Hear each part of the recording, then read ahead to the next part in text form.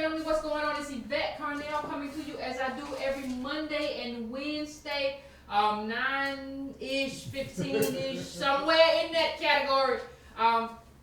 We have a lot to talk about tonight, but I'm going to allow everyone, as I usually do, to get a moment, get yourselves together, libations, if necessary. That can be whatever you want it to mean. The libation can be whatever you want it to mean. Do not blame me. Whatever you want to drink on a Monday or Wednesday night, depending on what's going on in your life, that's what you need to do. I'm not telling you how to live or do what you need to do. You do what you need to do, how you need to do it. Okay? So get that together. You all have had enough time since I was running late. You all have had enough time to get together whatever you wanted to get together. So I don't know why you late anyway. Talking as a person who was late. As a person who was late, I don't know why you was late anyway. I don't know why you ain't in here. So what I want you to do is take your time.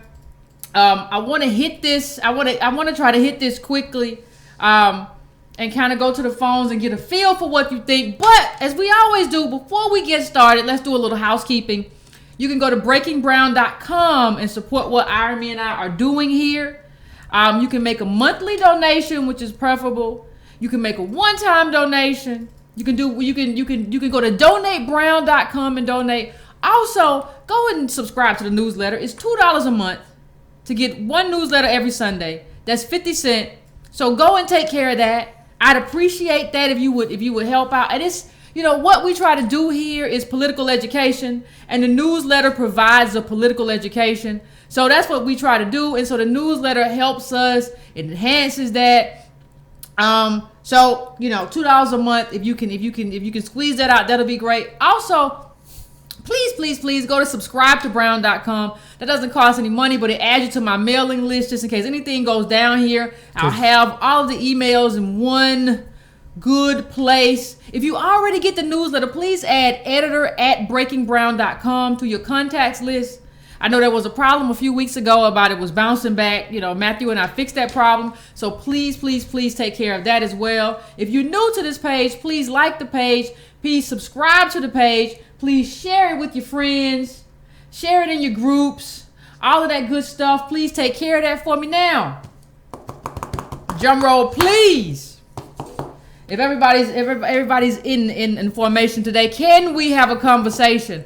I want to first of all extend my sympathies to the people who were and are, dealing with the aftermath and were in the path of Hurricane Harvey and are still dealing with historic rains. Okay, I want to extend my sympathy because I don't know what it's like to go through that.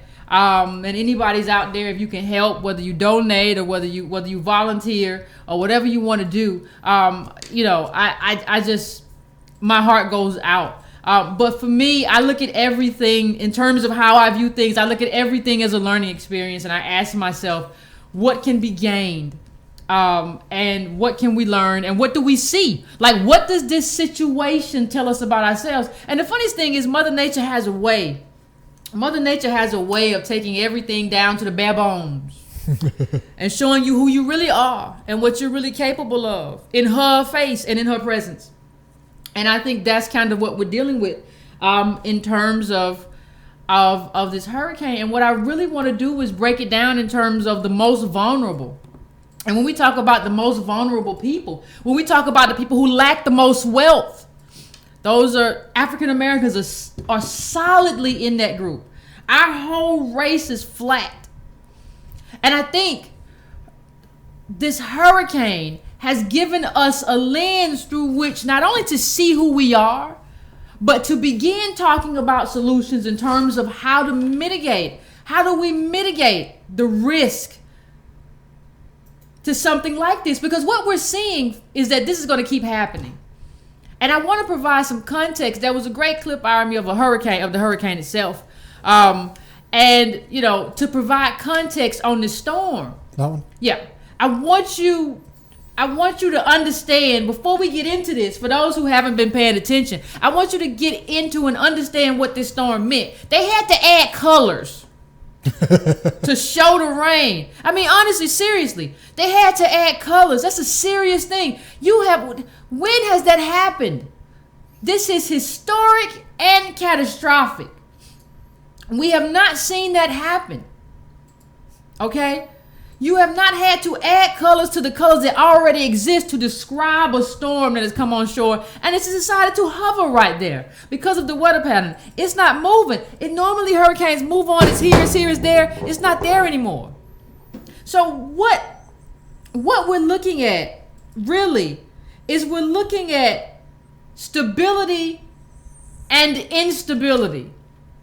And when you're facing this kind of crisis, it really reveals to you whether or not your situation is stable or whether or not your situation is unstable. How prepared are you and how unprepared are you? What are your capabilities and what are your, and now put that up, Harvey. Put up that one you just put up. Put that up. What are your incapabilities? What are you not capable of doing? And how do you fix that? How do you say I'm going to be, and what has to be your mental situation if you're going to fix that? What do you have to be thinking, believing, understanding, knowing in order to repair that? I want you to look and understand what this storm meant and what it tore apart. And I want you to understand that in the prism, in the lens of black wealth.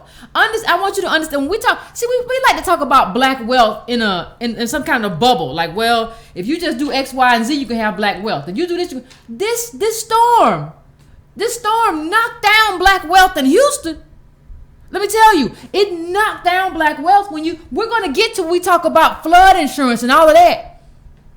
There's a lot that goes into having wealth and building wealth and passing it down. And a lot of people who like to talk about wealth don't like to go into the specifics of what it means to be stable and what it means to use that stability to protect your family. You know, this weatherman says, how much water has fallen in the Houston area? Enough to fill the Great Salt Lake twice. More to come for days. That's what they're dealing with. And so what I'm asking, or what I'm saying, there's another clip I remember about the 12 years, how big the storm was. And it talks about, superstorms. We have a lot of superstorms. You know, you keep going through them, I pointed out to you. We have a lot. We talk a lot. You hear people talk about a lot about, there it is. Go back one. You hear people talk about a lot about climate change, right? And we don't really talk about it, but we don't understand, regardless of what we talk about. And I understand why we talk about it. We didn't do it. People got rich off of it and it wasn't nuts.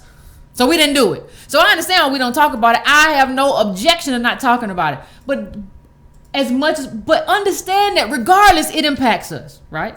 It is going to impact us. It is impacting us. You have to understand, think about these catastrophes. And then after that, there's another tweet. Think about these catastrophes happening back to back to back and what that means for your life, what that means for my life. Keep moving. What that means for how we have to live and what we have to do. And I think what we have to do, we have to have a conversation. And what I like to do on this show all the time is have an honest conversation. Yep, that one. I like to have an honest conversation about what it means to be here. And what it means to be black here. And what it means to come from a slave and be in this situation. Look, we got caught up in some mess. We not only came from slaves. By the time we got to this point, you had capitalists who had destroyed the environment. And now we have to suffer the repercussions of something that ain't even our fault. So my sympathy is with me and my community. I understand. But when you listen to what scientists are saying, you had a 100-year storm, another 100-year storm, and a 500-year storm within the last 12 years of one another. That's a big deal. Superstorms is what they call them. And that's what we're living with right now. And so that's the context of having this conversation. And there's another clip with the water. 9 trillion. Before I get to the part about black wealth, I just want to break this down. 9 trillion gallons of water. 9 trillion gallons of water. That's what you're telling me. Back one. 9 trillion gallons of water. And think about how close this was. This wasn't over no months, no years. We're talking in no time. Mother Nature dumped it and kept dumping. There was a Antonio Moore had a video up earlier, and that woman said she was in the kitchen cooking breakfast, and all of a sudden the water was at her navel. I'm in the kitchen. Think about that. What do you do? What do you do when that happens? Do you have a bag? Do you have an escape plan? Do you have a plan for your kids staying at home? What do you have? But black people are very comfortable.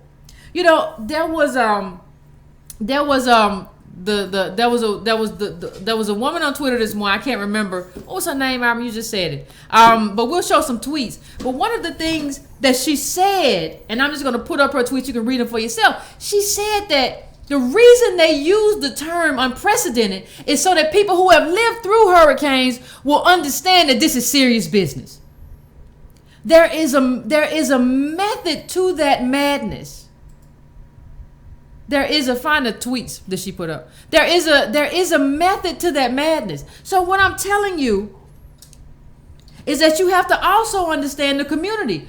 And I'm not giving you context for no reason. Can you put up those other clips, Armin? What's I don't remember her name. But this is not. They are very specific in terms of why they name these storms, how they name these storms. Yeah, just keep putting hers up. So okay. What I want to say to you is, you have to understand first of all where you live. Texas has sand soil. It's not. They don't even have basements and it doesn't absorb well. So when we talk about this, what I want to ask you is, first of all, how many of you know where you live? How many of you know what the soil is like? And it's about rate. So what it's about is how quickly you absorb. How quickly your soil absorbs that. Right? How quickly does your soil, wherever you live, I don't know where you live, that's not my business, but how much do you know about your community and what it does? How much do you know about what's the rate that your community will absorb water? How much do you know about the system that's in place? Because I'm going to tell you, when I was reading her tweets, one of the other things that I found is that, and that was another guy's tweet we'll bring up a little bit later. And he was talking about, how the people, one of the things that black people always get caught up in is this sort of alternate universe. What do you mean, Yvette, we have an alternate universe? No, it's just like when you hear people talk about slavery, they say, I would never been no slave. I would have died first. No, you wouldn't. You would have been a slave. Shut up. You don't know what that was like or what life would have been like. Why do you think that you're special and you're Superman and you would have somehow done it differently? That's not the way it looks in a tragedy. That's not the way it looks in a hurricane. That's not the way it looks when your life is on the line. So I don't even understand what you're talking about. Without looking at any experts and understanding what they're saying, you telling me what you're not going to do. Oh, I would have just took my family. Well, that's stupid. Because as Mika McKinnon said, if you're just taking your family and the government has not declared an evacuation, guess what that means for you? You don't have the support. A government declared evacuation is not the same thing as an evacuation that you just decide to go on by yourself. So you don't have the support while you're out there in those streets. And you know something else. The reason they didn't do it is because the streets would have got clogged with people. And one of the things that you look back to, and you can find the Hurricane Rita clip out of me. If you look back to Hurricane Rita, what they say is that when that happened, when that happened, what happened was a lot of people got stuck. You remember it happened the same thing. Those of you who were in Atlanta, remember when Kasim Reed bumbled the whole snow? You remember that snow? Remember we had that snow? Oh, man. We had a little bit of snow. Itty bitty snow. But we're warm weather creatures. And he bumbled the whole thing. Everybody on the roads at the same time. And you just had everybody sitting out there. It was a parking lot. It's too many people and not enough roads. But you know what else? Roads, and this is when you start looking at it, they start telling you, roads are built to hold water. Like you have the bayous in Texas, but other than the bayous, what happens is that the roads are built to overflow. They're built to kind of hold water. That means if you're on the road and you can't get out and the hurricane comes in, it's a graveyard. It's a graveyard. And there's another clip with elderly people that shows you it just shows you what they're dealing with. Right? So you don't know. You say, well, and this is something that I said, well, maybe they should get the elderly people out. Well, Just keep going. Well, what you find is that when they get the elderly people out, a lot of them die. They have what's called a mortality bump. They have a mortality bump when they try to get out. The stress of that being relocated and all of that, what you find is that it causes them so much pain that they pass on. Right? So, like, what I'm trying to say is that a lot of the things that we believe to be true, about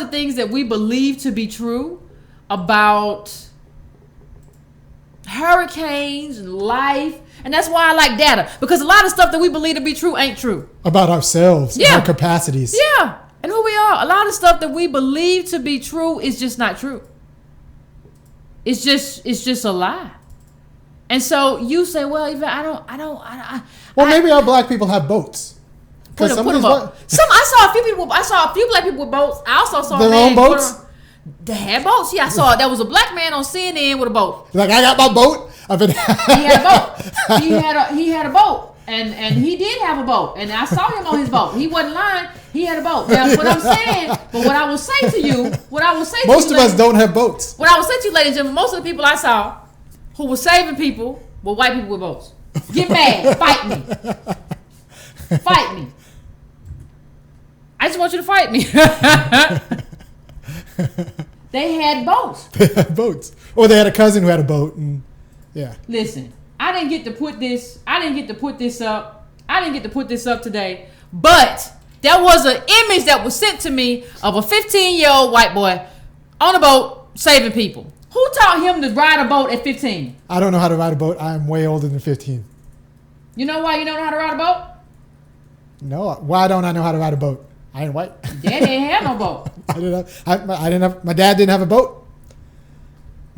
a boat. No, he had no boat. Yeah, our people came over on boats too. I don't know. It was very complicated. That's a long time ago. And boats cost money. Yeah, and we were chained, so like there was that. But there were chains, and that was that. Do you see? Yeah. Do you see that were chains? I want you to really put this picture out, so I'm gonna send it to you. Oh, really? That were please, people, please just stand with me. Please bear with me. I just want you to. 15-year-old white guy with a boat saving people because he had a boat and the knowledge to use it. He had a boat, and he knew how to work the boat too, and he had his friends on the boat. How many of your friends, black people, how many of your friends are gonna come get you on a boat? They want to. They might pray. That ain't gonna get it. That's not gonna get it.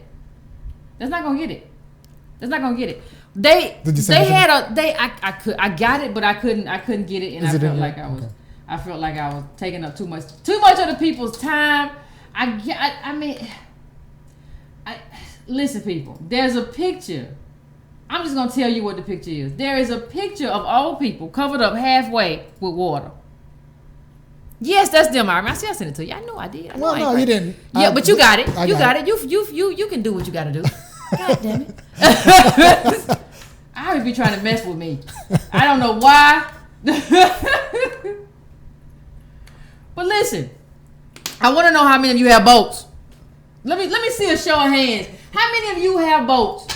I'm just asking a simple question. What? Not too much to ask? Yes, how many of you have boats? And when's the last time you went out and tested your boat? When's the last time you went out and tested your roof? I saw somebody send me some of a black man talking about, I'm out of water. How long ago was the hurricane? We have lost something. You got a degree and a master's degree and don't have no water. And it's a hurricane coming. Let me tell you something. My parents right now got enough water for 6 months. And ain't no hurricane coming. Where is your water? I'm not talking about, there are some things that we have problems with. There are some things that financially get in the way. But you can't buy some water. He's got a gravy boat. He got a gravy boat. I saw a black boy with a canoe though. Okay. I'm gonna get a canoe. I'm not picking y'all up. Because you done piss me off. Because we just won't act right. You can't pick people up in a canoe. I don't need to. Because people get that, because the thing is, somebody said, I don't have water. Why don't you have water? Why don't you have water? Like, why do you not have water? Now, let me ask you, do you have liquor and don't have water? Do you have liquor at your house, you don't have water? You got some Cavassier or some Hennessy, you got no water. And they have water on sale at the Kroger all the time. How do you not have water? Gallon. You know, distilled water is 89 cents a gallon. 89 cents a gallon. But if you can buy a gallon every 2 weeks. But now you're supposed to like go out and get the water and come back? Like, or you're supposed to always have it stockpiled? Yeah, you're supposed to have, yes. Like the Mormons. Okay. You gotta have it, like, but if you know the hurricane is coming. Yes. If they tell you there's a hurricane, you need to have some. You telling me you gonna build wealth and you a king and you a queen and you gonna do all this stuff and you ain't got no water. Who's lying and who's telling the truth? What did I say about spear chuckers? What value is your family if you can't protect your family? Please tell me that. Everybody's talking about the black family and black love. What value is your family? You can't protect it. If you can't make sure that the family got water, what value is your family? You can't do any of that stuff. What does it matter if you can't make sure that you survive? I don't understand what you're telling me. And when you can't, put up the other image. There's an image of a dude who's tweeting about like what it is in Houston, what it looks like in Houston, and what it means to be in Houston. Now, mind you, this guy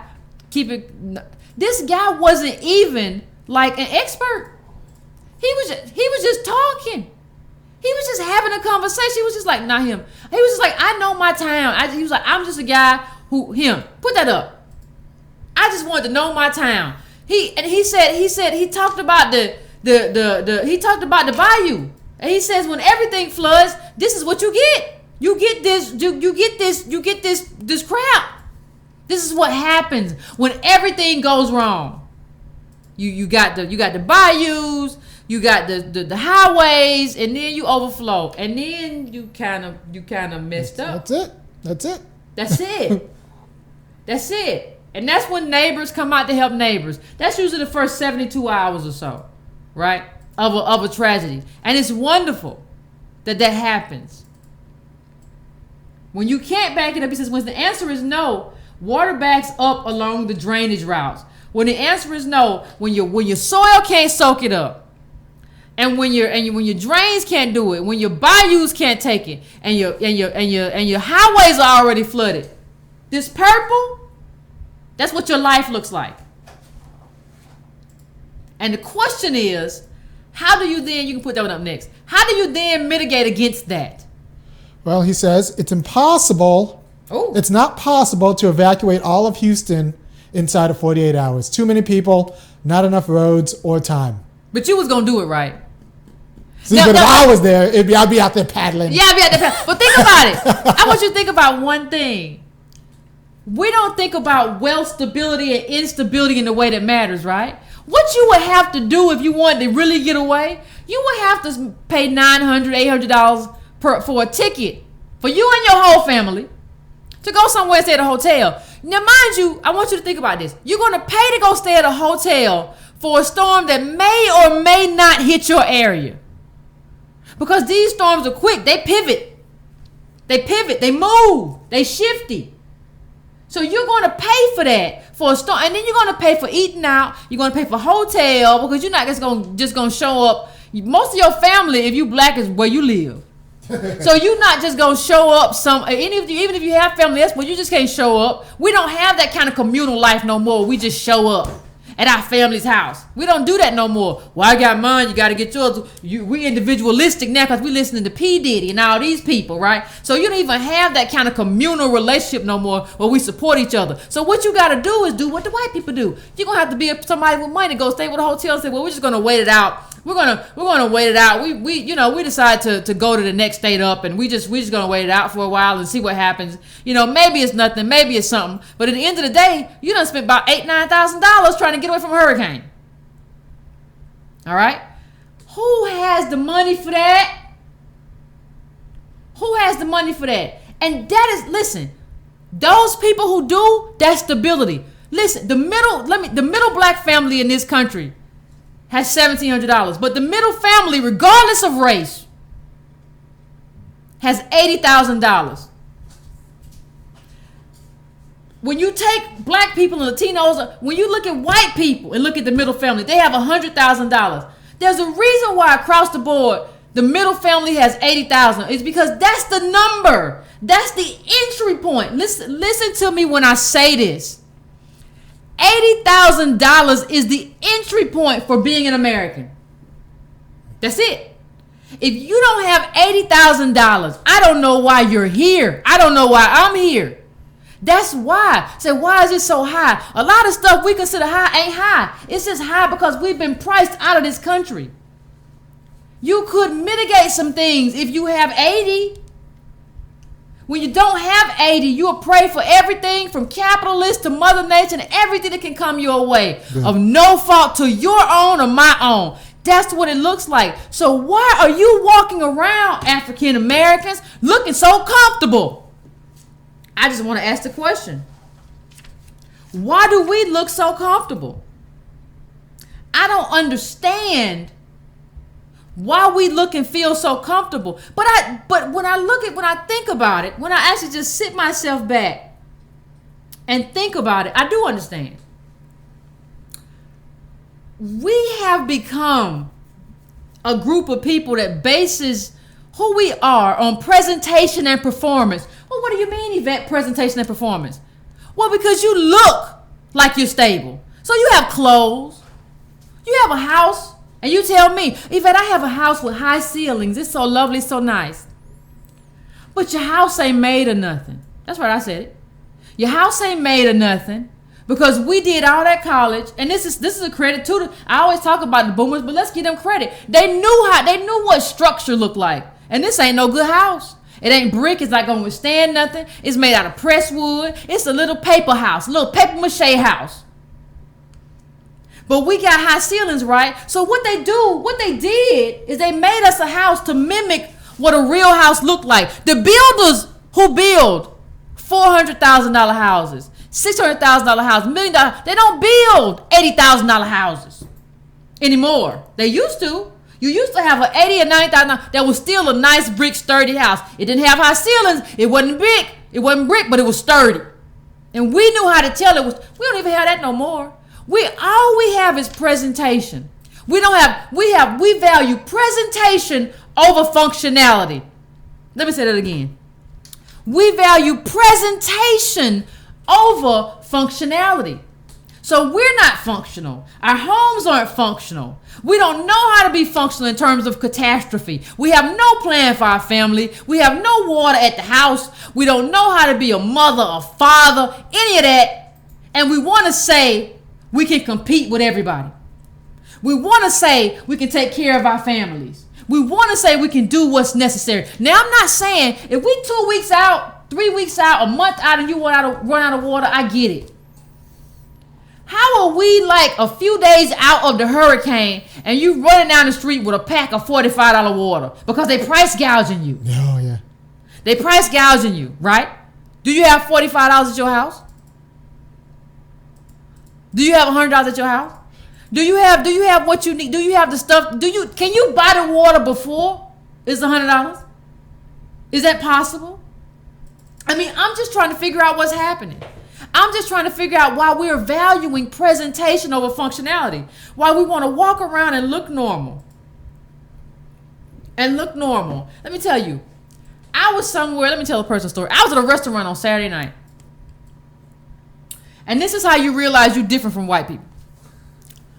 The restaurant was more pricey. I don't go out nowhere. Everybody knows I don't go. But I'm out. And pricier than I want. And I look over. And there's a family, white family, and they're enjoying themselves. It's about 10 people. And I look over, and they're cheering, and they're pouring a bottle of $400 wine down a white man's mouth. I mean, it's a huge, they pouring it from all over there. He's like a fish. He don't care. Like, he don't care. What does a $400 bottle of wine mean to him? He don't care. As a black person, when I see wine coming to my table, the number is above it. That's $9. Okay, well, that's going to be it. We don't understand what they have as opposed to what we have. We don't understand that we don't understand that what we're valuing is presentation over functionality. We don't even understand what our house is made of. We don't understand what they can do and what they're capable of. We don't. So what I'm trying to say is that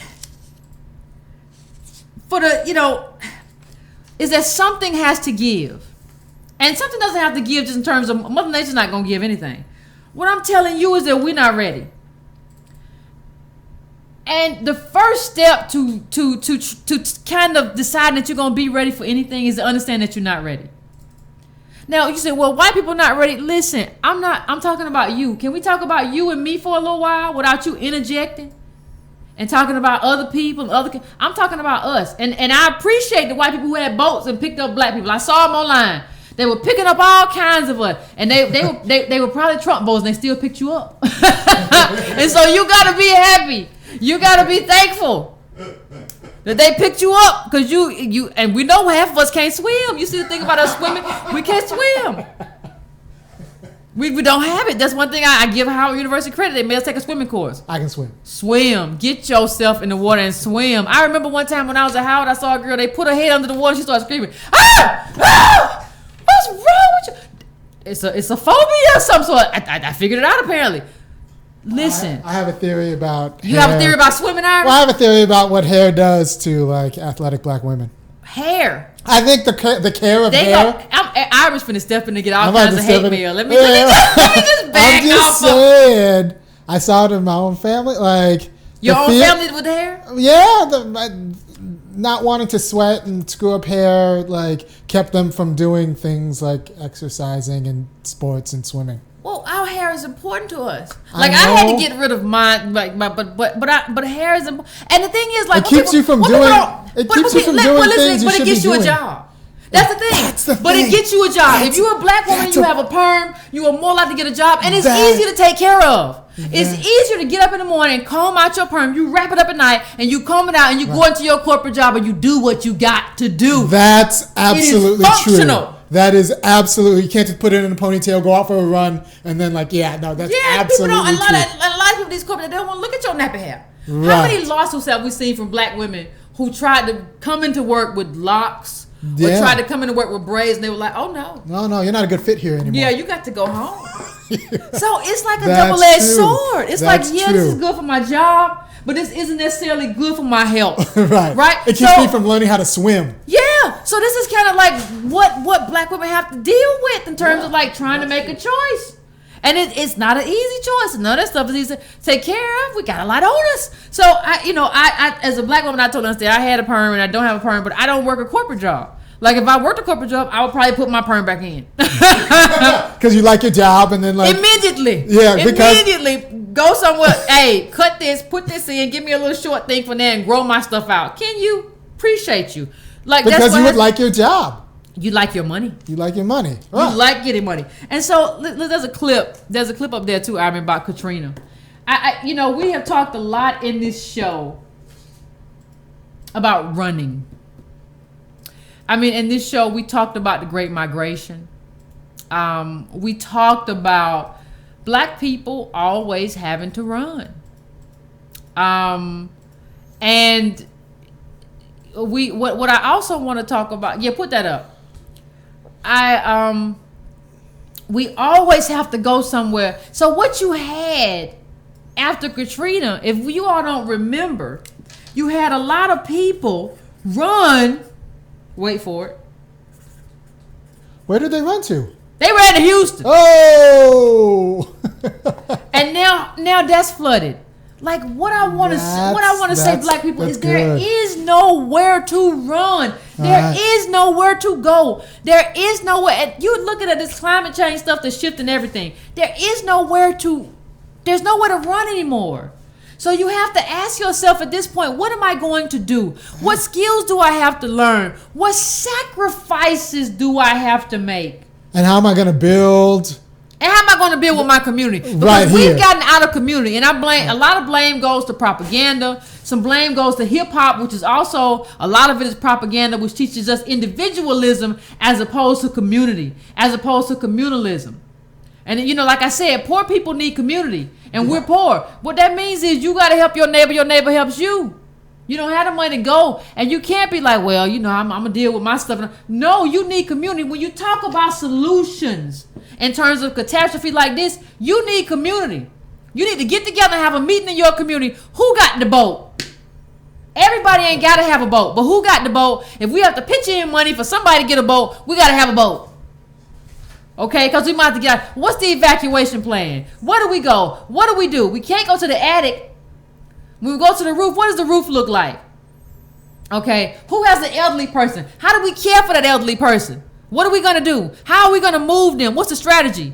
Do we have pets? Are the pets going to die? Or are we going to try to do something to move the pet upstairs? Pet's going to die, I'll tell you that. If it's a big dog, he definitely going to die. A little bit of teacup, you take him with you. If he a big dog, you might want to let him out early. Okay. So he can just find his own way.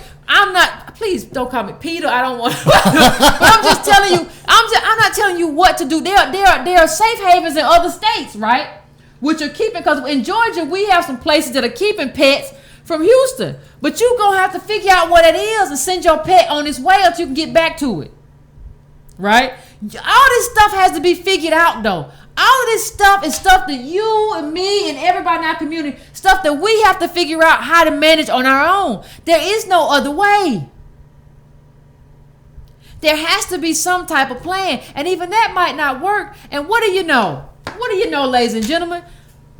Put up that flood insurance clip, Harvey. Most of the people who got caught up, there are a couple of them. Most of the people who got caught up in this historic flood, historic hurricane, don't have flood insurance. Not that one. That's not the one. They don't have flood insurance. Keep going back. And so what does that mean? Well, what that means, I had somebody on my page say something. That's one of them. Put that up. Say something that was very important. They said that their parents, and you can see it on my Facebook. They said that their parents did not believe, and this is Texas. They said their parents did not believe they needed flood insurance because they said we're not in the path. You know, black people always want to act like meteorologists. Well, we're not in the path. You don't know what nature gonna do. We're not in the path, so we don't think we need flood insurance. And they said, well, it's likely that this person has lost their home. It's likely that my parents have lost their home. And what that means is that home doesn't get passed down to you. Yeah. So look at this gap. Look at this. I want you to look at this coverage gap with these hurricanes. And most of these people did not have flood insurance. Now, flood insurance can be $40 a month, it can be $100 a month, it can be whatever. Now, I know a lot of people who are working poor cannot afford to take on something new. They cannot afford to take on something new. But there are a lot of people who want to claim to be middle class and don't have flood insurance. Please do not claim to be middle class without flood insurance. Now, what that means, though, is that you might, if you have to get flood insurance, you might have to make a sacrifice. Or you're just not middle class. You're not middle class. No. You're not middle class. You're not middle but class. If you want to live there and you want to make, what this show, listen, I'm just hit on something good. What that shows that we don't have a middle class. Stop talking to me about middle class when you live in a paper mache house, you don't have flood insurance, and your whole thing is based on performance and presentation, not functionality. When that's your life, don't talk to me about being a middle class. But if you want to get flood insurance, what you have to do is sacrifice some things. Maybe you don't get a hard. If you think you're middle class, we know who you are. You had a professional job and blah blah blah blah blah blah. And you talk about how wonderful life is in Houston. Everybody should move down there, but you ain't got flood insurance. Everybody you know is middle class, and everybody you know. Yeah, so and so is doing so and so. So and so. Listen, maybe you can't buy a Harley. Maybe you can't buy the next car you want. Maybe it's a lot of stuff you can't do. If you're a man, maybe you can't buy a Harley. Like I said, if you're a woman, maybe you can't go to the Essence Festival. Maybe you can't get that next pocketbook. So what? Sacrifice it. Do what you got to do so you can pass that house on to your kid. Or at least have flood insurance so you can get it fixed. But let me tell you something, people. Even flood insurance ain't a fix. Well, why, Yvette? If I have flood insurance, I can get my house fixed. What does your community look like?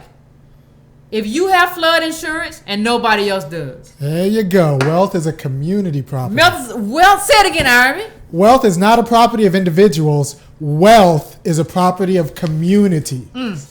So what does that mean in this situation? What that means is that your community and your house ain't worth nothing. If you have flood insurance and you got your house fixed, but everywhere around you is houses that were damaged and torn apart by a hurricane, how you gonna sell your house? What you gonna do with your house? How you gonna manage your house? So, well, I have flood insurance. I can't deal with these other Negroes and what they had and what they didn't have. I had my flood insurance. I had my stuff together. Don't matter. We're in it together, y'all. Don't matter. That don't mean nothing. It don't mean nothing. You know why? Nobody around you had flood insurance. So you got your stuff together, but now you can't sell your house for nothing because nobody want to live there with all these dilapidated homes. Let me tell you something, black people, all this stuff that we've learned about individualism, I got mine, you got to get yours, and all that stuff, that's garbage. It's total, unequivocal garbage. Either you get it together, either we get this stuff together, or we don't get it at all. And we gotta leave these reckless people behind. If you talking some old stupid hip hop stuff about you gonna get yours and you can't get out the community. You have been ejected from the community. Go find your own way by yourself somewhere else, because you can't be a part of this. You cannot be a part of what's going to happen next. You just can't. Because we have to form community to take care of each other. That's the only way we survive these natural disasters. If we can't do that, we are screwed. And let's be honest, it's not just a community. We need capital. We need capital. Like natural disasters, take capital. Yeah, they take capital. But even if you don't have capital, can we get together and buy some water? I mean, can we have a hurricane plan? Like, we know we need capital, and we're working on that. And that's something we should be working on in terms of our black politics. But right now, if a hurricane hits tomorrow, can we have a plan? Can we have a real community where we meet and talk about what's going to happen if, instead of talking after the fact and Monday morning quarterbacking? I don't understand what we're talking about. And then the thing is, too, with the poor people, like I'm talking about middle class, like or supposed alleged middle class people now, but with poor people, you're asking the poorest and the most vulnerable people in America, that's African Americans, to mitigate against a 500-year storm. Even then, we might not make it. Even then, we might not be able to handle it. Even then, stuff goes wrong. Stuff you never anticipated, because the government don't get there quick. But let me tell you what, you better hope the government gets there. All y'all talk about, I don't need no help from the government. You better hope and pray if something happens and the government gets there. That's the whole job. Why in the world do you pay taxes if the government ain't gonna come? Like, what's the return? They ain't gonna do the streets. They ain't gonna come. What's the point? So this tweet says, if you push charity, you condition people not to ask for government for help. The government must help. And I'm sure there's someone, out of our 1,600 people in our audience, one of those people says, well, before integration, we had our own FEMA. We had our own. No, we didn't. No. What do you want to abdicate what you pay for? Yeah, that's like paying for a steak and then showing up and be like, I don't need your steak. I don't need your steak. You paid for it though. I'll raise my own cow. No. Yeah, but you paid for the steak. You paid for them to raise a cow and do what they do and give you a steak. Like, that's what you paid for. Then you get there and be like, I don't need your steak. It's not your steak. It's my steak. I paid for the steak. Give it here. I'm hungry. Yes. I paid for the potatoes and the carrots or whatever. Give it here. I'm hungry. I paid for it. I don't know why. Like, black people, African Americans really think it's powerful. It's some sort of empowerment to live as a foreigner in your own land. Good. Say that again. That's great. It is not an empowerment to live as a foreigner in your own land. That is not empowerment to live as a foreigner in the country that your people built. That's not empowerment. That's letting white supremacists win. That's all that is. Waxing nostalgic about going back to Africa is letting white supremacists win. Because that's where they want you to go anyway. That's always what they want. Yeah, build up all this stuff and then get the hell on. That's what they want. Why do you want that is the question. Why do you want that? I don't understand. You know, it makes no sense to me. And then the other thing is, what if you get $30,000, like I said, $30,000 to fix your house, and you still gonna be stuck in that community? People think everybody's gonna get totaled out of their house, like they're just gonna give us $80,000 because of gap. No, a lot of times they give you money to fix stuff, and you still can't leave. And ain't you tired of leaving? I love people say, I'm gonna leave. I'm gonna get out of this community. I ain't gonna be here no more. And go where? Yeah, I mean, the idea that people who were evacuated from New Orleans ended up in Houston, and now they're gonna be, because if they were poor, they stayed in Houston. Like they had nothing left in New Orleans, so now they're in Houston, and now they're evacuated from Houston. And that's just like that in miniature is like my generation's story in magnitude. My mom left South Carolina with the Great Migration, goes to California. I'm born in California. And then, as an adult, a young adult, I'm priced out of California. I can't live in California anymore, so I moved back. Running? I moved back. I'm just running. And you know what my mom did? My mom moved back. She lives in South Carolina now. Running. So you never have roots and you never have community. So might as well just stay here and fight. Is what we're saying. You never have roots and you never have community. So I mean, I love to hear black people say, "Why don't you just move?" No, we're done. Let's just stay here and fight. That's it. Fight where you're at. You don't have no choice. Like running has never worked. Like what running does is give us a respite for a little while, and then we right back at square one. We have a little while, and then we right back where we were. And let's talk. And when you talk about flood insurance, people understand. The reason flood insurance costs money and it's not included with the house is because the house assumes that you have money. Buying a house assumes that you have money to pay for additional stuff. That's what it's supposed to mean, but we don't have it. And that's why when you go into black communities, sometimes you see a dilapidated home, you say, oh, they should take care of their home. They don't have no money. They don't have the money for the repair. And a lot of times these are elderly people who don't have the money for the repair. Because we have homes and not money, we don't have capital. And so we've allowed people to kind of make us feel bad about ourselves. Oh, we should do better in our communities. Well, in terms of picking up trash, yeah, but in terms of like, that's an expensive repair, that whole front end dripping right there. They don't have that. And so we believe though home ownership is the key. Like all of these black wealth hustlers, haven't gotten specific enough about what it means to have wealth and what that looks like. And so we believe that if I have a house, I have money. That's not money. No, you're supposed to, having a house means you have money. It's supposed to mean you have not only the money for the house, but you have money in your pocket too, to take care of all this other stuff. And we don't. We just feel that way because we walk into a paper mache house. I've seen how they build these houses now. How do you build wealth when you don't have a plan for survival? How do you build wealth when you don't have enough water for your family after like 3 days of hurricane? The person who said they don't have enough water and the people who said on Instagram are the same people who will be on Instagram a year from now talking about, yeah, I'm building my black wealth. You didn't have water last year, brother. How you build? You can't even think far enough ahead to be like, the hurricane's about to hit. I need water. I need some food. I need some cans I open up with my hand and I got a spoon and I can eat that. That's what I need. Some ravioli or something. You're not even thinking about that. How are you going to lead anyone anywhere? You don't even know how to feed your family.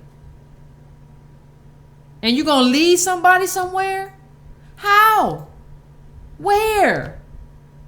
This is basic stuff. How are you a mother or a father and you never picked up a survival book? You don't have a bag that you can throw over your back if something happens, and a community that you've communicated with and say, this is what we got to do. How are you going to lead a family when you can't even feed your family and feed yourself for 3 days? I don't know what you're saying when you're telling me that. And you got to understand what America's doing. America is pushing the responsibility of the country onto the individual. So the country don't got to do nothing no more. Like they got FEMA can come out, but they're pushing it back on you. So you have to have money. Nobody's pushing back and be like, no. Not me. We gonna do what we can for the day or 2 days, and then everybody's got to be out in full force. It's making it to where you as an individual have to have cash. And I don't think people understand what that means. You know, I don't think people understand what it means to be African American and not have somebody said my survival pack at the door. As well it should be. And people say, you know, I have, like, if you see me at an airport or something, the bag I have, I don't even carry. Listen, I don't even carry like a regular suitcase with me when I travel. I carry a backpack, and the backpack I have, I don't spend money on a lot of stuff, but I bought an Osprey backpack. Why? Because if something goes wrong, the last place I want to be is somewhere with a backpack that's tearing up.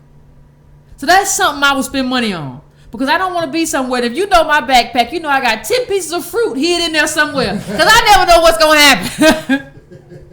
I always get pulled aside during the check of the bags. Because there's just all kind of stuff going on in the bag. Yes, it's fruit hidden all throughout the bag.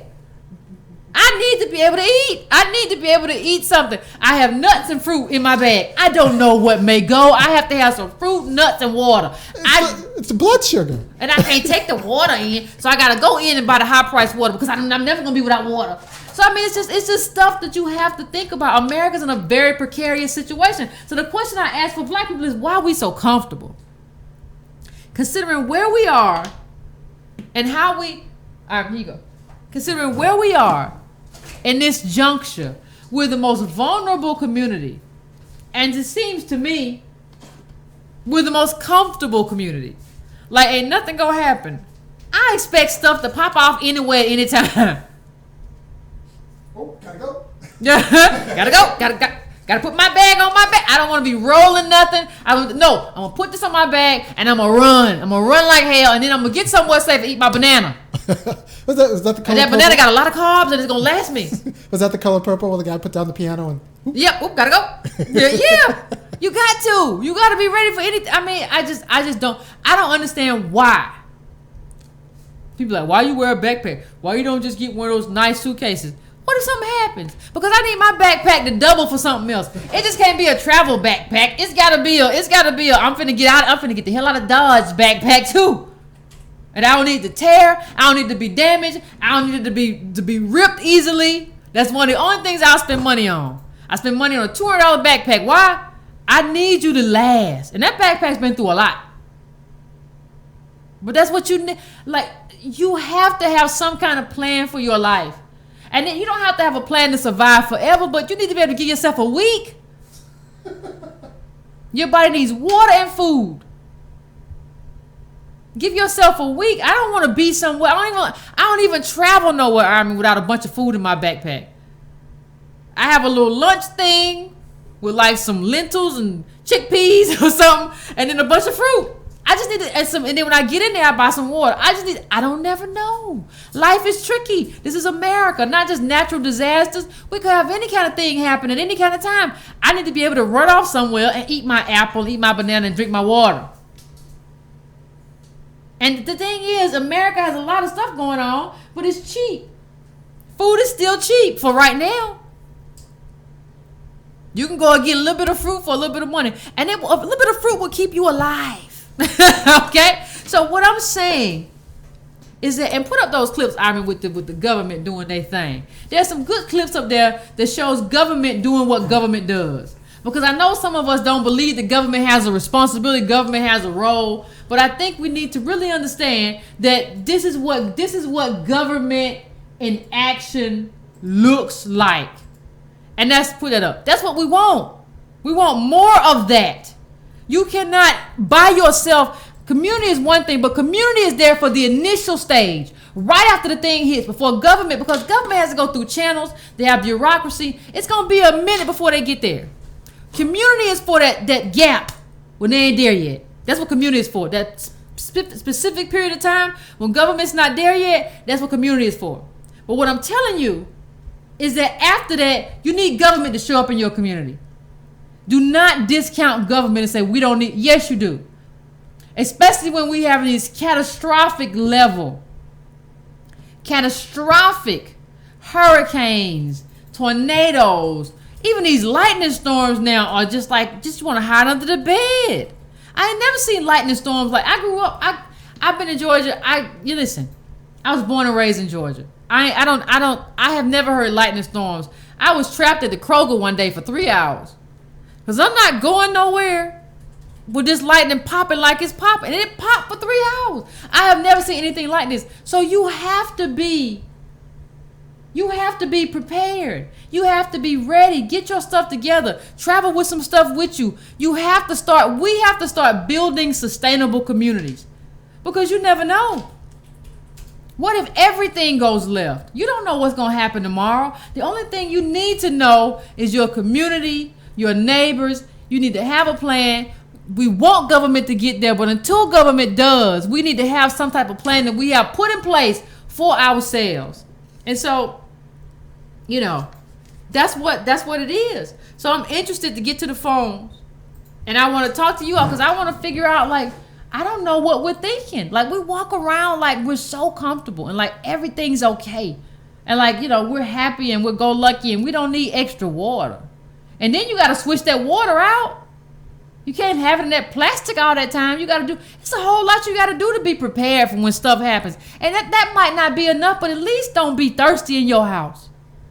At least don't be talking about I'm a mom, I'm a daddy, and you don't have no water for the babies. You don't have no little food for the babies. You don't have no little, you don't have anything they can use. You don't know what to do. I don't want this to be me. I'm going to put the picture up with the... Yeah, those are the older people. Yeah. Like, that's how they... And then it's not, but well, it may be good to move them. No, they die when they get moved. Like, it's stressful. You don't know what you... Like, a lot of people, a lot of you who watch me or something, I have a few boomers I know who have reached out to me and be like, why you talk bad about boomers all the time? But like, I have a lot of Gen Xers, I have some millennials. Like, we don't know what it's like to be that age and be immobile. That's stressful when somebody's moving you from something to something else. You don't even... You have to have a plan. And you have to have a plan for yourself, your parents, the elderly members in your community, other members. Like, you have to... What happens when catastrophe strikes? And in terms of solutions, that's one thing we can do. The government's... We should be on our government to get there. But the government never gets there in 24 hours. There's just too much bureaucracy. There's too much mobilization that has to happen. They rarely get there in 48 or 72 hours. Like, you have to have something in the interim. You can't be running down to the QT trying to get a $45 thing of water when catastrophe strikes. Don't call yourself a man. Don't call yourself a woman if that's what you're doing. If you going down to get price gouged because I didn't think it was going to be that bad. Based on what? They were telling you it was going to be that bad. But you didn't think it was going to be that bad because of what? Homespun wisdom. It's like 100 meteorologists and weather organizations online are telling you it's going to be pretty goddamn awful. And you're like, man, I don't think it's going to be bad what they saying. It's not your job to be a weatherman. It's your job to ingest the information and use it to make the best decision for yourself and your family. That's it. And I don't think we're doing a good job of that. Now, we can't do we can't do a knockout job because we don't have the money. We don't have the wealth to fly somewhere and do all of this because we've been priced out. And that's a whole nother conversation about reparation, black politics that we have on this show all the time. But when we talk about what you can do, when you can control the things that are in your control, you can have some water in your house. The body can survive a long time without food. Can't survive long without water. I love this. Hold on. We found out the mayor told them not to evacuate. Yeah, they shouldn't evacuate. That was right. He was right. Okay. I agree with the mayor. Okay. I agree with him. There was no way to get out. There was no way with the roads and with all those people. And then when you get on the roads and there's nowhere to go, you know what I mean? It's just a cemetery because you can't do nothing in your car. If the flood comes in your car, you can't do anything. What they found with Rita's, that a lot of people didn't die. Like, a lot of people got trapped in their home, but they didn't die.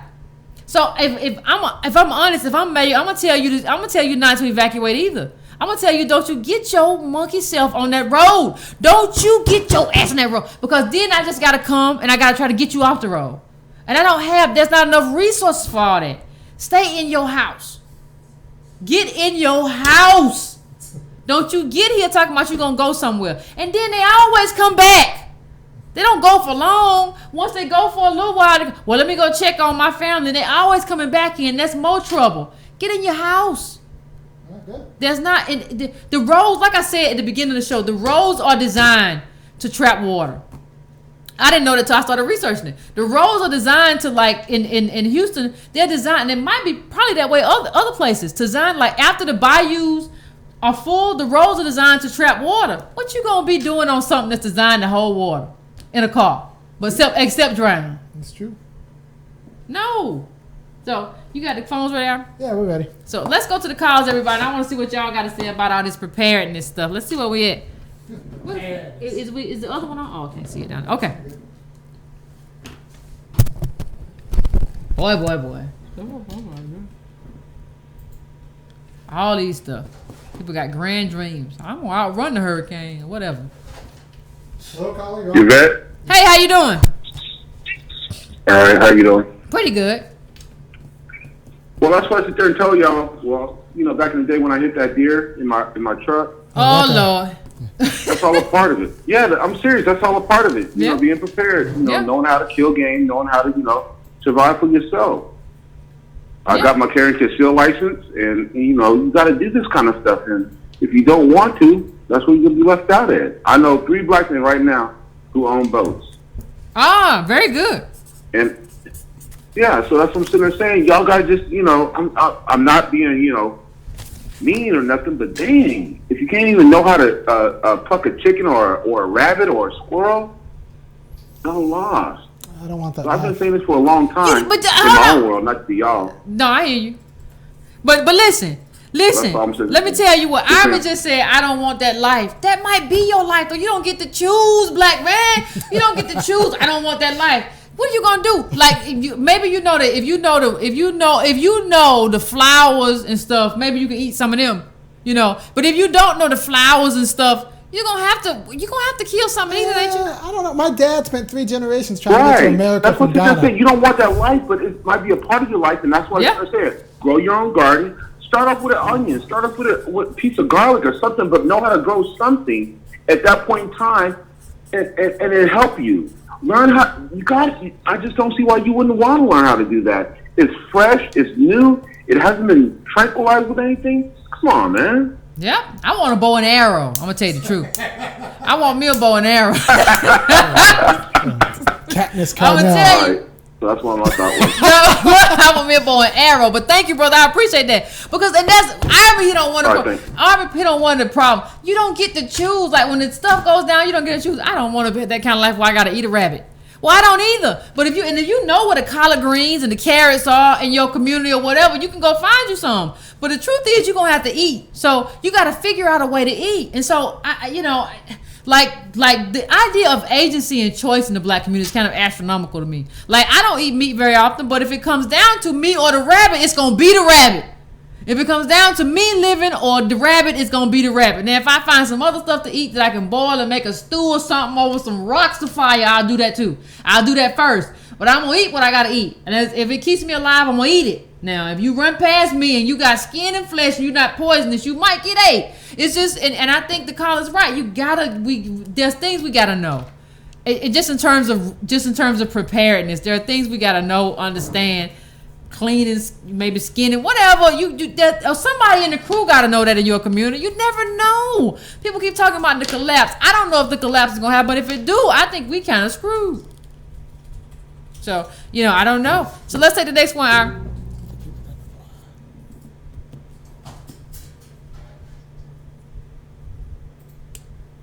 Yeah, that's true. Don't need a license in the crisis. So I said I like top ramen. What you going for? Hey, how you doing? Where you calling from? This is Dawn from Atlanta, Georgia. Hey. And I wanted to comment on the preparedness. And I will tell you that as I've watched your show, and I think you've really said it all, I just think that most black people, as you said, a lot of us are part of the underclass, or are going to become a part of the underclass, and we're just not going to have the money to be prepared. Anything that happens in our life is going to basically take us out. If you're not wealthy, you won't be able to buy that plane ticket. Yeah. But I wanted to share with you, going along with the economy and having options, there's an article, if you Google it in Forbes magazine, it's called China Like Wages. And it's really interesting because it's talking about how America, we think that we're ahead of the Chinese and the workers there. But when you look at rent prices, when you look at the jobs that are coming, they have two examples. One in Arkansas, where a T-shirt manufacturing plant from China is actually establishing about 400 jobs, but none of them pay more than about $15 an hour. And so they were saying that basically in this, yes. So when we talk about economics, we talk about being prepared, it's not getting better. In the article, it talks about that they purposely took jobs away from Americans because it was a labor market and they were getting too uppity. They didn't use the word uppity, but Americans were expecting too much, so they starved them. So now they're going to come back and bring jobs that aren't worth anything, but people are so desperate, they'll take it. Yeah. Right? Yeah. So they're going to be poor forever. Another example they use is in, I think it's Falls Ridge. It's in Massachusetts, but it's an Amazon fulfillment plant where he read the job description, and basically it's about another $14 to maybe $15 an hour. They talk about all the tax breaks these companies get, but again, they talk about that the wages, literally a full-time job at this fulfillment center is about $28,000 a year. In China, the average wage is around $20,000. We're only $8,000 different, but the rents are about the same. So they're really saying that where we're moving to will be absolutely like China. Yeah. So when you start talking about disasters, I mean, it's going to get worse. So I think, so I'm just kind of reiterating that your thoughts around community, around understanding who can help and what we can do, it's going to get to a place where even if I make it out, and you always say this, or it's like the house with the flood insurance, even if I can do it, everyone around me can't, what does it matter? They're going to suck me dry and drain me dry, and I won't end up having anything in the first place, because can I really live around the hog when everyone else around me is dying? Not at all. Not at all. Thank you, Carla. I appreciate that. No, you're right. You're welcome. There's a great article. I mentioned it a while ago. A professor wrote something that basically talked about how the top 20% of America is a first world country, but the 80% of America is becoming a third world country. So we're basically being split into two countries, and that's kind of what the caller talked about. So what's happening is they're coming back with jobs, but those jobs are not union jobs, because in this country they destroyed the unions. And what you see a lot of that in the Nissan, the recent Nissan vote. You saw a lot of that, where the union was basically the union couldn't make it happen in terms of doing stuff. And I think in terms of the vote that they were trying to put. I mean, you all right over there? I see a lot of that in terms of what we're doing, in terms of where America's headed. Unions were a wonderful thing, and I hate that the right, in terms of conservatism, convinced people that we will be more successful without unions. There's no way forward without collective bargaining and getting together as a group of people. So I think the caller's right. We don't have, like, what Silicon Valley and all these people said is basically, listen, who cares about Americans and American jobs? Basically, we're making Chinese people do better. And as a moral argument, we can say we're helping. What is a Chinese life worth less than an American life? And we're improving the lives of the Chinese. And so what if there's some diminishment in the value of life of Americans? We really don't care. And that's the kind of estimation they make that keeps them from not being able to, they can sleep just fine at night. So they don't care. They don't care. And we're a third world country. Listen, these people have decided that America's gone too far. Nobody wants to deal with that, and America's gone too far, and this is where we are. So it is what it is. So let's go to the next caller.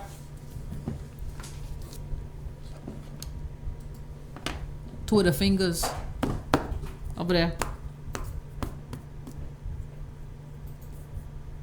Hello? Hello. How are you? Pretty good. What's your name? Where you calling from? We're just gonna call me DJ for today. And where you calling from, DJ? Calling from Atlanta. Okay. All right. So, just to weigh in a little bit on this situation with the hurricane, completely agree with what you and I are saying.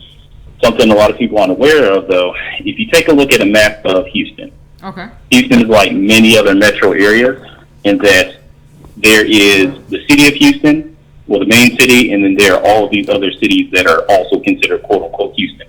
Kind of if you look at Atlanta. And Atlanta is actually composed of the greater Atlanta metro area, but only a small portion of it is Atlanta. Okay. So even if you look at Houston, with all of that, each city, each county, they're going to have some level of emergency management agency. So basically a FEMA on a local level. Okay. All those agencies are supposed to coordinate together to provide resources and things for folks in those communities. However, even if you have one city, like say in this case Houston, that says some sort of evacuation, that doesn't work, because if you haven't coordinated that with all those other cities, those cities, their resources get overloaded. And you have to think the entire time leading up to the natural disaster, whatever event, you have all those EMAs that are trying to coordinate resources in particular locations to respond to those communities. So putting all those extra people on the road, you just compound the problem. And with Houston being the fourth largest city in the U.S., so you've got around 6 million people or so. How do you move 6 million people out of the way of a hurricane? I mean, even if you move 10% of that, that's 600,000 people. That's a lot of people extra on the roadway that you don't normally have. And that's going to be at all hours of the day when you normally don't have traffic, not to mention when you do have traffic. So you end up compounding a bad situation and making it worse.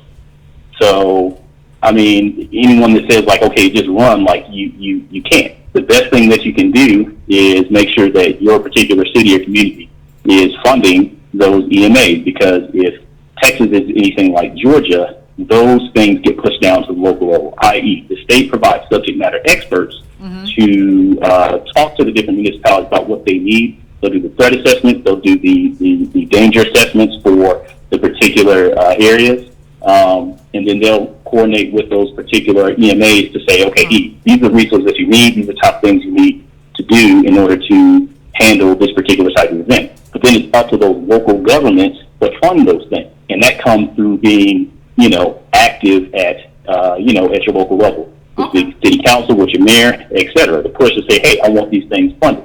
Because since disasters aren't something that happen every day, that's something that's going to be on the chopping block really quickly for a lot of cities, regardless of whether it's north, south, east, west. I mean, outside of some place like New York City or Washington, D.C., where they have just so many, so much government and so many like key infrastructure points for the United States there, that is a industry in and of itself. You may not see that in other cities, even large metropolitan cities.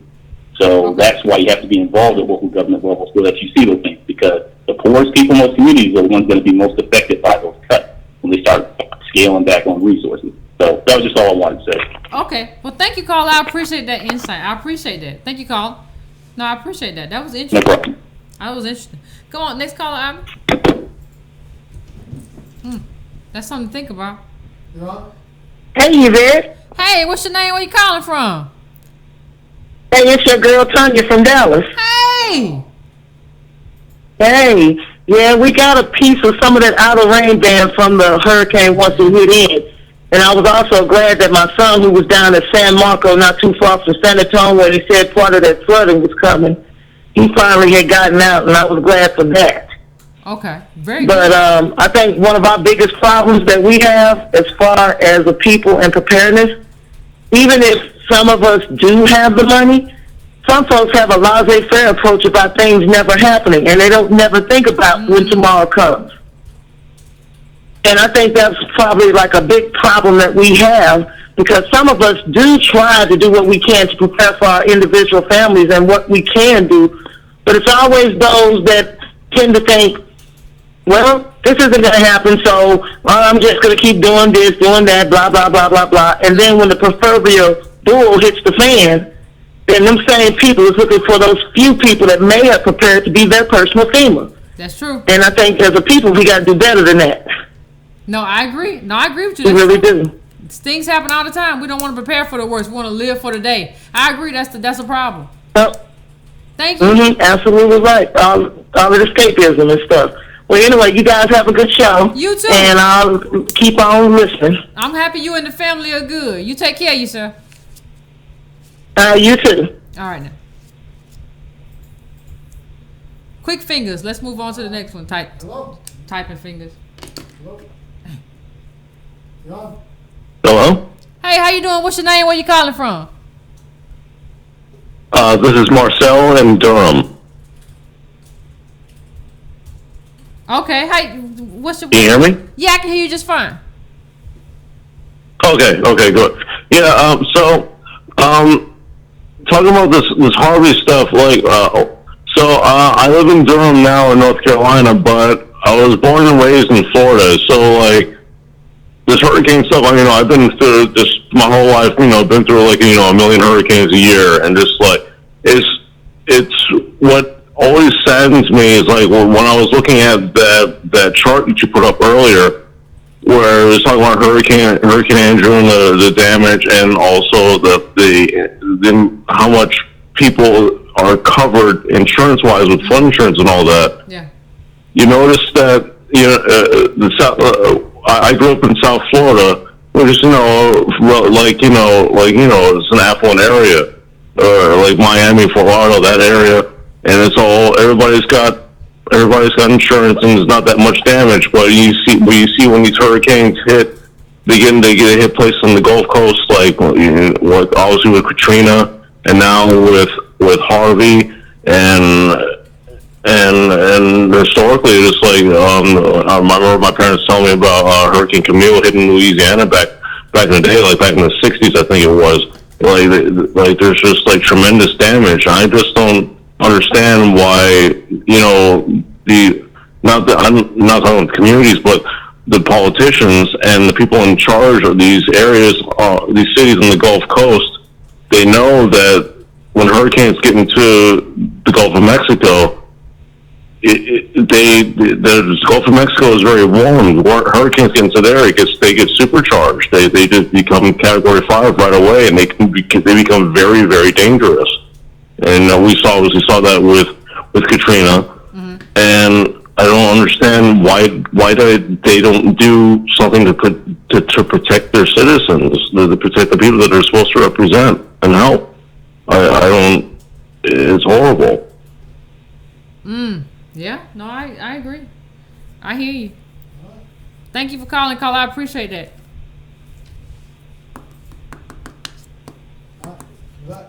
Hello? Hey, caller, where you calling from? What's your name? Hello? Hello? Hey, where you calling from? What's your name? Hey, this is Choctaw calling for Springfield, Missouri. Hey. Hey, I was calling in talk about your preparedness speech.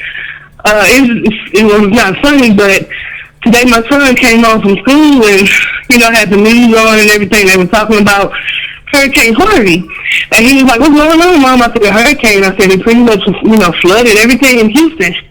And he stopped and thought, and he was like, "Wait." He was like, "All that water?" And he said, "What if a hurricane happened here?" He said, "I don't know how to swim." And I said, "Good point. Now you figured out why I was trying to push you to get swimming lessons this summer." Yeah. And just think about majority of black people do not know how to swim, not because we're afraid of water. There are like little to no swimming pools in our areas. Yep. And the ones that are they're disrepair or... There's a long history of racism in swimming. Yeah, but go on. Yeah, but as far about the food and everything, I have always been a fat girl in the group. Not physically, but just, keeping food around and everything. So I've always, so I agree with that. Okay. Keeping food and everything, because you never know what's going to happen.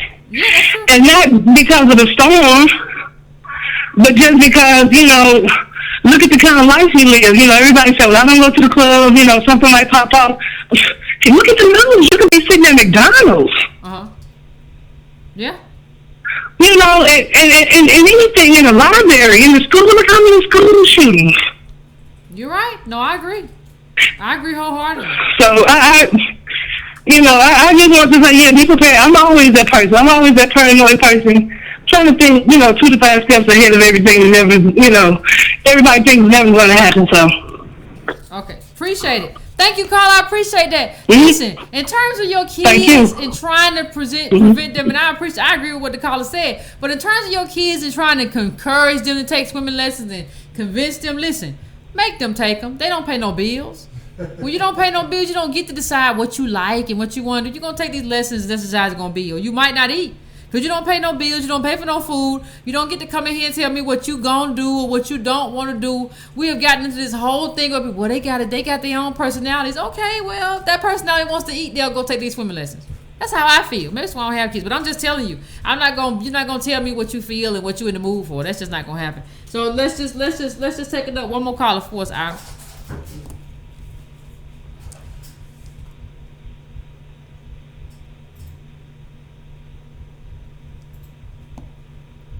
I don't want to take swimming lessons. Yo. Hey, caller, what's going on? What's your name? Hello. Where you calling from? What up, man? It's Luke from Louisiana, and do you know anything about weather terrorism? Do you believe it's a weather terrorism situation? Because we always, from being from Louisiana, I know every time it floods, we got to rebuild. You know what I'm saying? With no help, none of that. We just got to continue to rebuild on our own. Go ahead. What? Yeah, go ahead. She said weather terrorism. I don't know nothing about that. All right. You take one more because I don't know nothing about that. I can't know everything. I don't know nothing about that. Hey, caller, where you calling from? What's your name? Is that me? Yes, what's your name? Where you calling from? Well, this is up. This is Mike. I'm calling from Maryland. Okay. Now, this is what I want to say about this whole preparedness deal.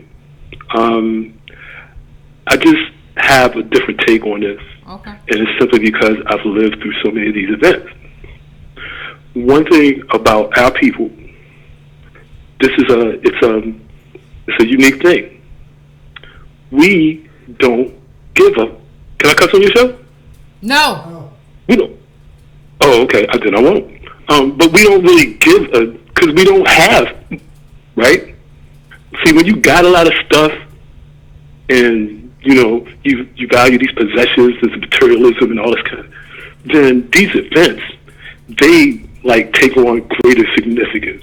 But when you come from just nothing, meaning when these events occur, I remember there's a saying, listening to my great-grandparents, Lord willing, if the creek don't rise. Uh-huh. That was a saying they had back in the day when these events occurred. You know what I mean? It was just part of their lives. And I think we get too caught up in the material part. I've done all that preparedness stuff. I can tell you, I bought ammo, guns, stored water, food, gold, silver, Bitcoin. It's bullshit. You can't take none of that shit with you. The only thing that matters is your loved ones, your relationships, the people. That's what makes this existence rich.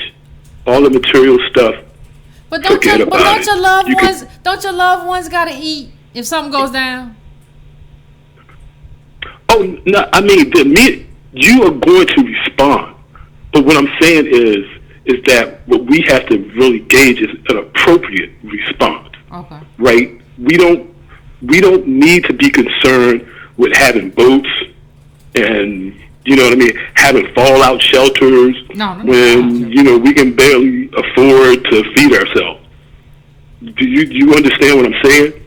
You don't have the ability to even clothe yourself or feed yourself. You rely on someone else to do it for you. And you really can't relate to that concept because you don't know any other way to live. I think you can have some water and ravioli at the house. I mean, and some cans of beans. I'm not saying you can have anything extravagant like a fallout shelter, but you can have some food. If you got 15 feet of water in your house, canned goods do you no good. No, but everybody have 15 feet of water. Some people had water that came up to halfway of their countertop. What you just trying to do is survive for as long as you can. Nobody's even saying you're gonna make it out, but you do what you can. From where you are, you do what you can. Have you ever watched a family member starve to death? That's not something I would ever want to see. But what I'm saying is that in times like that,